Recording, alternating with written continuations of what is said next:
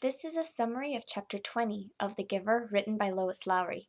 This is also my third to last video giving recaps and notes about the chapters of this book. So, let's review. In the last chapter, Chapter 19, Jonas learns what it truly means when a person is released.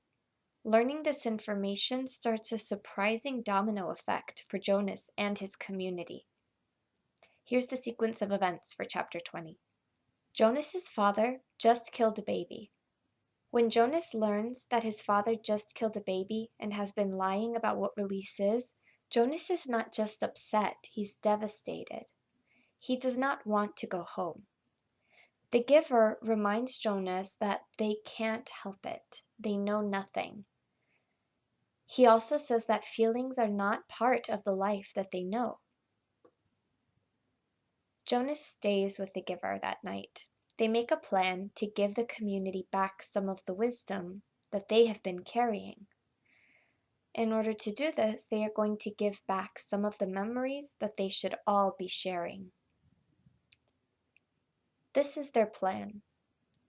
Jonas and the Giver will have 2 weeks to prepare, and the Giver will start saving food.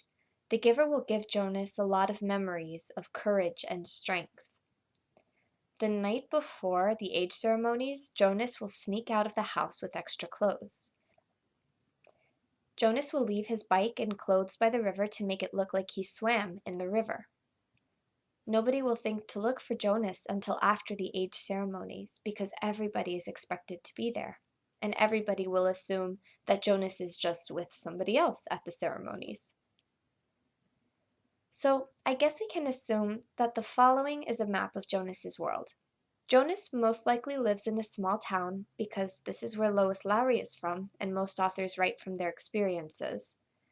Jonas's small community has a river and a bridge, and on the other side of the bridge are a few neighboring communities that have the same jobs, rules, climate control, no color, no feelings, and then agricultural areas.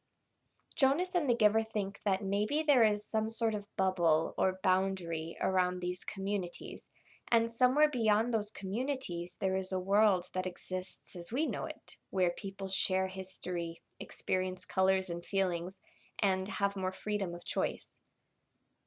So the Giver and Jonas will drive to another town, and Jonas will keep walking away from the community until he gets far away.